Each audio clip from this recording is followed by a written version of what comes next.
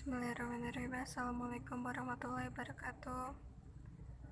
Pertama-tama, marilah kita panjatkan puji dan puji syukur kita kehadiran Allah Subhanahu wa Ta'ala, dan salawat barakai salam yang tak ada hentinya kita aturkan kepada junjungan kita baginda Nabi Muhammad SAW, yang mana suatu saat nanti kelak kita hanya beliaulah yang kita nantikan syafaatnya di yaumil kiamah nanti. Amin amin Allahumma amin. Baiklah, di sini kami atas nama Meta Dwi Agustina dari Prodi PAI A2. Kami akan beri penjelasan mengenai dua materi tentang pada mata kuliah filsafat pendidikan, yang mana dosen pengampunya yaitu yang kami hormati kepada Bapak dosen Dr. Amiruddin SPDI MPDI. Nah, di sini kami akan menjelaskan terutama di bagian filsafat pendidikan aliran pragmatisme.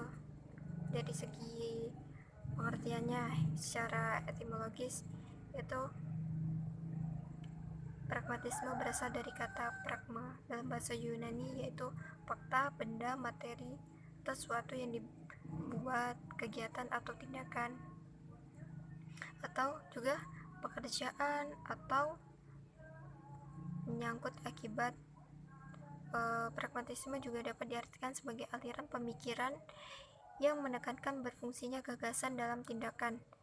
Istilah pragmatisme diambil oleh Charles Sanders Peirce dari filsafat Kant.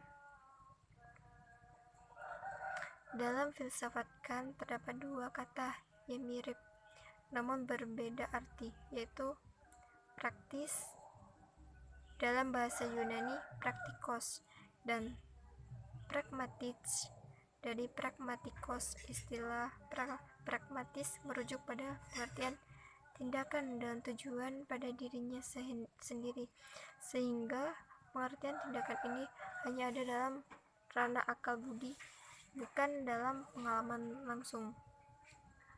Dan selanjutnya ada sejarah pragmatisme.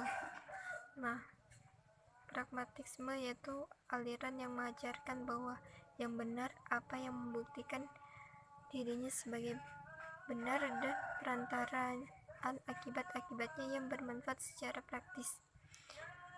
Aliran ini menerima segala sesuatu asal saja membawa praktis.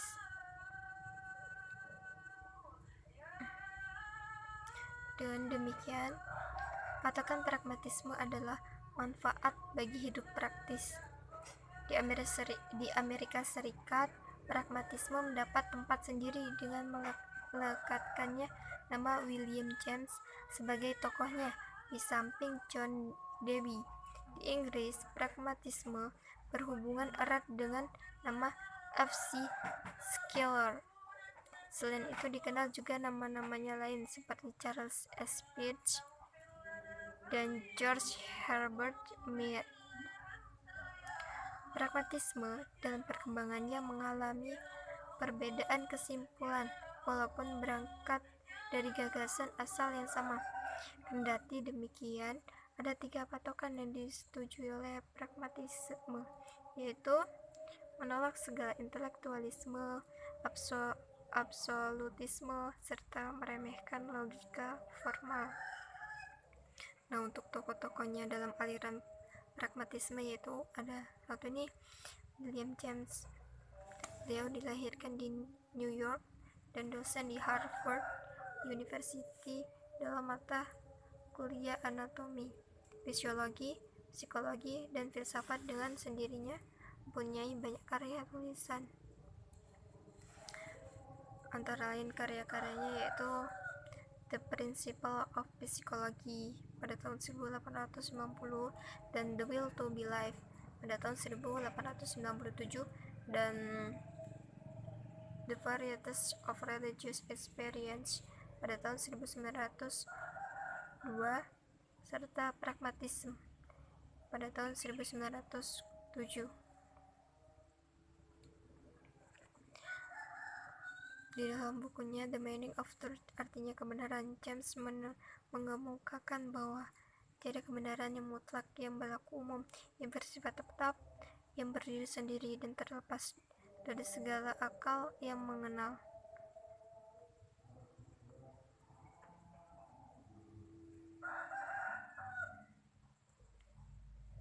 Selanjutnya di dalam buku Varieties of Religious Experience atau keanekaragaman pengalaman keagamaan, James mengemukakan bahwa gejala-gejala keagamaan itu berasal dari kebutuhan-kebutuhan perorangan yang tidak disadari, yang mengungkapkan diri di dalam kesadaran dengan cara berlainan.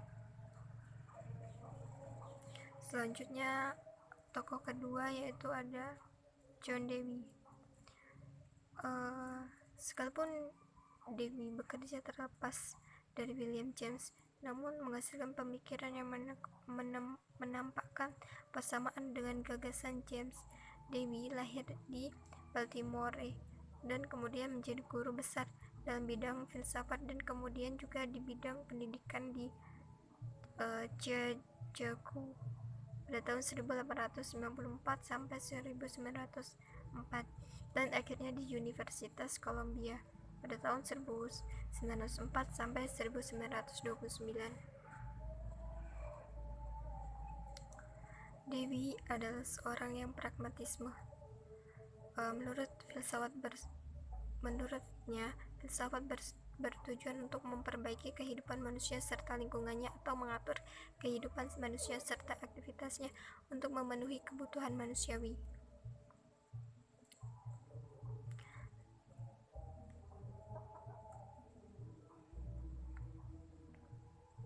Selanjutnya ada pengertian eksistensialisme. Nah, di sini pengertian eksistensialisme yaitu tradisi pemikiran filsafat yang terutama diasosiasikan dengan beberapa filsuf Eropa abad ke-19 dan ke-20 yang sepaham, meskipun banyak perbedaan doktrinal yang mendalam, bahwa pemikiran filsafat bermula dengan subjek manusia, bukan hanya subjek manusia yang berpikir. Untuk sejarah perkembangan filsafat, yaitu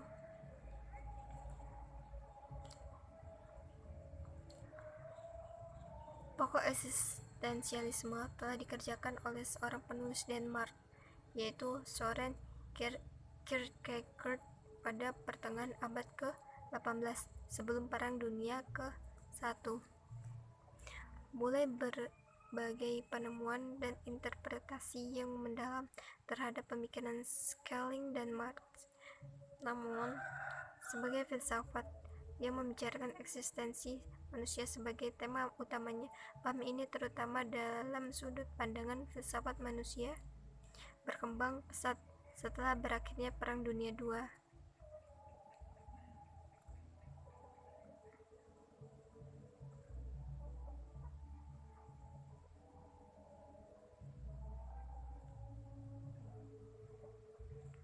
Selanjutnya ada landasan filosofis, pragmatisme, dan eksistensialisme.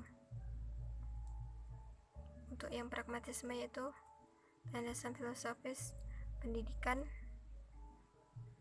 Untuk pengertian landasan filosofis pendidikan itu yang artinya seperangkat asumsi yang bersumber dari filsafat yang dijadikan titik tolak dalam pendidikan.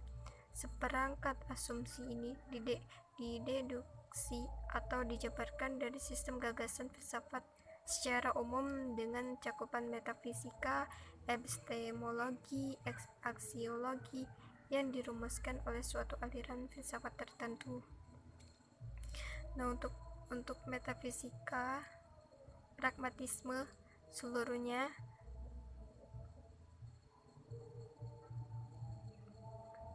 pada pendekatan empiris, yaitu semua apa yang dapat dirasakan itu benar.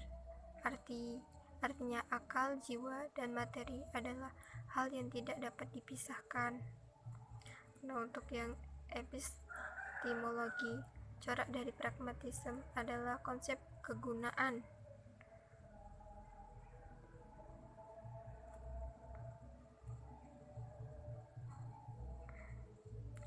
Untuk yang aksiologi, yaitu pandangan pragmatisme tentang nilai itu adalah relatif atau situasional. Untuk landasan filsafat eksistensialisme, yaitu merupakan suatu aliran filsafat yang berbeda dengan aliran filsafat lainnya, karena eksistensialisme mengutamakan kebiasaan dalam memilih dan bertanggung jawab dalam makna hidup. Eksistensialisme meliputi makna atau aspek-aspek kehidupan manusia di dunia. Maksudnya, manusia itu lahir untuk mencari makna hidupnya itu sendiri. Kaum eksistensialisme meyakini bahwa kehidupan tidak memiliki makna tertentu. Jadi, setiap orang bebas untuk menentukan tujuan hidup atau makna hidup mereka masing-masing.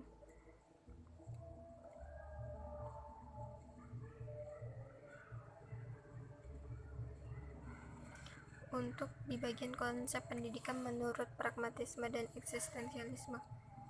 Pragmatisme dalam pendidikan yaitu selalu dilandaskan bahwa subjek didik bukanlah objek, melainkan subjek yang memiliki pengalaman. Setiap subjek didik tidak lain adalah individu yang mengalami sehingga mereka berkembang serta memiliki inisiatif dalam mengatasi problem-problem hidup yang mereka alami. Untuk konsep pendidikan perspektif filsafat eksistensialisme, yaitu tujuan pendidikan mendorong setiap individu agar mampu mengembangkan semua potensinya untuk pemenuhan diri. Pendidikan dan sekolah. Pendidikan berfungsi sebagai upaya memelihara, mengawetkan, dan meneruskan warisan. Mungkin cukup sekian dari kami, kurang dan lebihnya kami mohon maaf. Wassalamualaikum warahmatullahi wabarakatuh.